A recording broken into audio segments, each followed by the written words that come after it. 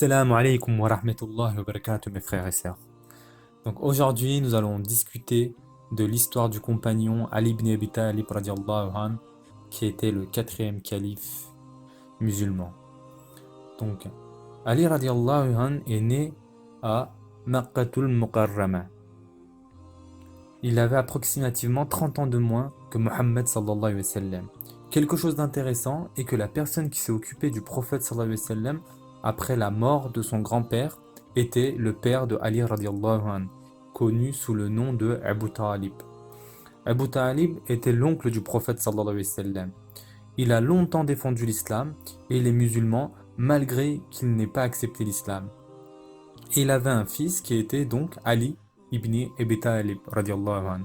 Il avait une bonne relation et ce depuis le début et la raison de cela est que Abu Talib a lui-même eu une vie difficile. Il y eut un temps où il ne pouvait même pas se permettre de garder ses propres enfants car il n'avait pas les moyens de les garder. Donc, c'est ainsi qu'il décida d'emmener deux des trois enfants qu'il avait à ses relatives. Donc, il emmena un de ses enfants à Al-Abbas ibn Abdul Muttalib, qui était donc son frère, et il lui demandait: voudrais-tu prendre soin d'un de mes fils? Al-Abbas lui dit: je prendrai soin de Ja'far ibn Abi Talib. Ensuite, il approcha Mohammed sallallahu alayhi wa sallam et lui demanda: voudrais-tu prendre soin d'un de mes fils? Et Mohammed sallallahu alayhi wa sallam lui dit: je prendrai soin de Ali ibn Abi Talib. Et Ali radiallahu anhu avait à ce moment-là approximativement 5 ou 6 ans lorsque Mohammed sallallahu alayhi wa sallam commença à prendre soin de lui. Donc il grandit avec Mohammed sallallahu alayhi wa sallam et Khadija bint al-Khuwaylid radiallahu anhu. Il était si proche qu'il avait l'habitude de suivre Mohammed sallallahu alayhi wa sallam où qu'il aille. La plupart des endroits où Mohammed sallallahu alayhi wa sallam avait l'habitude d'y aller, il trouvait à ses côtés Ali ibn Abi Talib radiallahu anhu, qui marchait à côté de lui et il était encore qu'un petit garçon à l'époque. Et cela à un point où même la grotte de Hira, où Mohammed sallallahu alayhi wa sallam avait l'habitude de méditer parfois, Ali ibn Abi Talib radiallahu anhu le rejoignait. Lorsque Mohammed sallallahu alayhi wa sallam a reçu la prophétie par Allah subhanahu wa ta'ala, Ali ibn Abi Talib, qui aimait tellement le prophète sallallahu alayhi wa sallam, était l'un des premiers parmi les enfants à accepter l'islam. Ali ibn Abi Talib radiallahu anhu vit Mohammed sallallahu alayhi wa sallam et Khadija faisant la prière. Et il leur demanda, plutôt il demanda à Mohammed sallallahu alayhi wa sallam: qu'est-ce que vous êtes en train de faire? Il répondit: je suis en train d'adorer Allah, celui qui m'a créé, et je n'adore pas les idoles. Les idoles sont faux, et ce que Quraysh est en train de faire est mal. Et il expliqua ce qu'était l'islam, et il invita à rejoindre l'islam. Et Ali ibn Abi Talib radiallahu anhu acceptait le message de Mohammed sallallahu alayhi wa sallam, mais il était seulement un jeune garçon. Il avait peut-être à peu près 10 ans.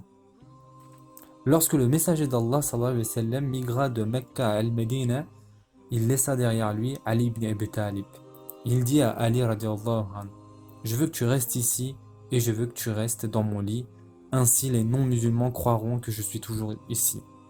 Et Ali radiallahu anhu restait dans le lit de Rasulullah sallallahu alayhi wa sallam. Donc les gens arrivèrent vers le lit de Rasulullah sallallahu alayhi wa sallam et ils étaient prêts à le poignarder lorsqu'ils découvrirent qu'il s'agissait de Ali radiallahu anhu. Un autre point important, pourquoi Ali est resté à Mecca et que le prophète sallallahu alayhi wa sallam était en possession et était en charge de Amana. Il avait la confiance de toutes les personnes car il était connu sous le nom de Muhammadul Amin, celui qui est digne de confiance.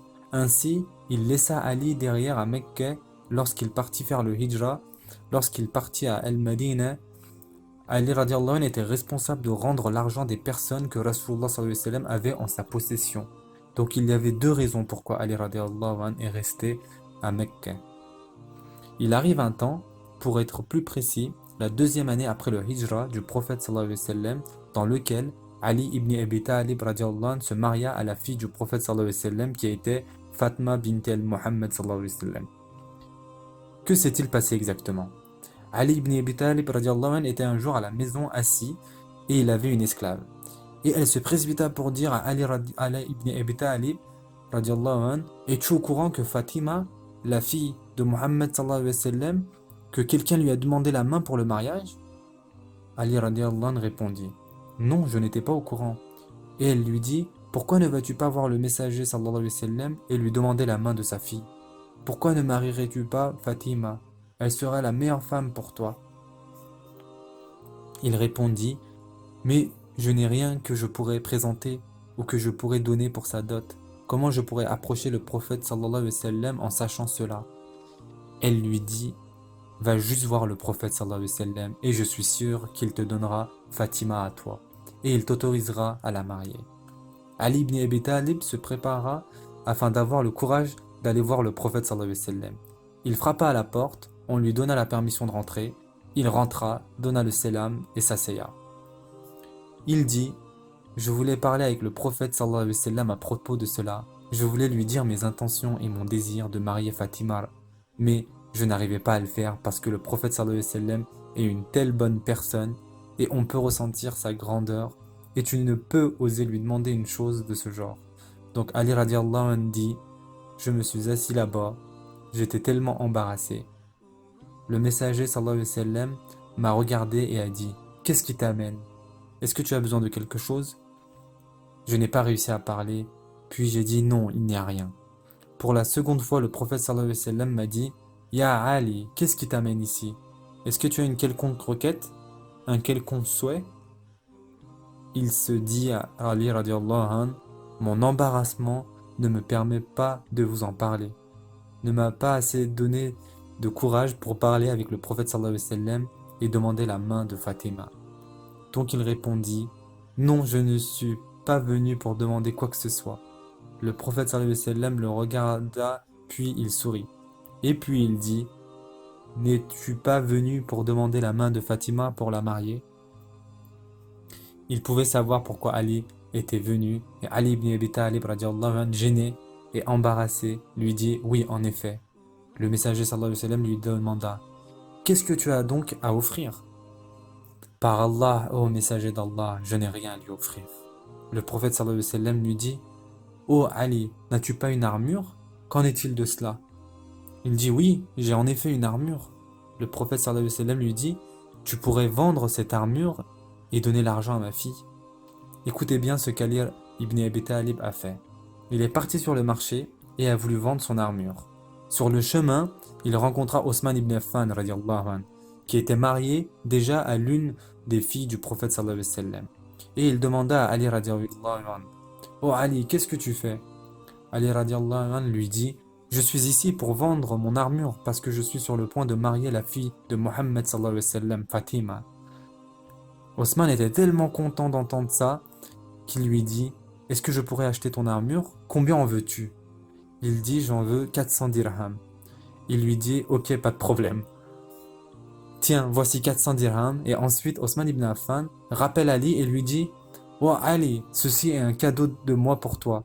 J'ai ici une armure et elle est à toi. Subhanallah.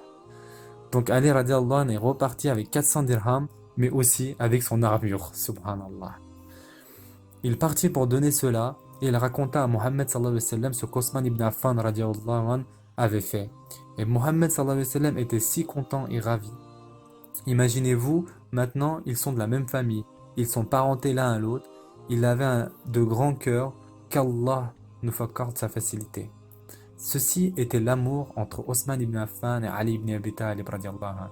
Ils étaient beaux-frères et ils s'aimaient dès le début. Et enfin, Ali radiallahu anhu et Fatima se maria et la cérémonie n'est pas du tout ce que vous pouvez voir aujourd'hui bien sûr. C'était quelque chose qui était une sorte d'accord entre eux. Il y avait les témoins, c'était vraiment quelque chose de très simple. Et c'était l'un des mariages les plus bénis qu'il soit arrivé. Qu'Allah subhanahu wa ta'ala nous facilite la tâche. Et Fatima radiallahu anha, nous savons tous sa position parmi les femmes de ce monde et elle avait aussi la particularité de ressembler au prophète sallallahu alayhi wa sallam. Et d'ailleurs, elle avait la particularité de parler de la même façon que le prophète sallallahu alayhi wa sallam parlait. Aïcha radiallahu anha dit, je n'ai jamais vu une personne qui parlait comme le prophète sallallahu alayhi wa sallam, mis à part Fatima. Et à chaque fois qu'elle rentrait quelque part, le prophète sallallahu alayhi wa sallam se leva pour lui dire bienvenue. Imaginez-vous, c'est le prophète d'Allah qui se lève juste pour saluer Fatima et ensuite il l'embrassait et lui dit bienvenue. Et elle faisait la même chose pour lui, c'était réciproque bien sûr. Donc Ali radiallahu anh se maria avec Fatima radiallahu anh, et bien sûr, ils auront El Hassan et El Hussein. Maintenant, est-ce qu'ils avaient des filles? Oui, effectivement, ils avaient deux filles, donc Zeynep et Kulthum. Il est d'ailleurs intéressant de voir que les noms de ces filles étaient similaires au nom de sa sœur, n'est-ce pas? La sœur à Fatima radiallahu anh, bien sûr. Donc les filles du prophète sallallahu alayhi wa sallam. Parmi les vertus de Fatima radiallahu anh, le prophète sallallahu alayhi wa sallam dit: Fatima est une part de moi, et quiconque qui la met en colère me met en colère. Ce hadith se trouve dans Bukhari et dans Muslim. Ali radiallahu anh, il y eut un jour, Ali radiallahu anh et Fatima radiallahu anh eut un malentendu. Donc ce qui est normal, ça arrive souvent entre mari et femme. Lorsque le prophète sallallahu alayhi wa sallam est venu dans la maison de Fatima, il demanda: où est Ali? Et elle dit: nous avons eu un malentendu, une petite dispute, ya Rasulallah. Donc le prophète partit et il alla au mesjid. Rasulallah n'est pas devenu en colère contre Ali pour avoir eu un malentendu avec sa fille. Bien sûr, il n'a pas pris le parti de sa fille.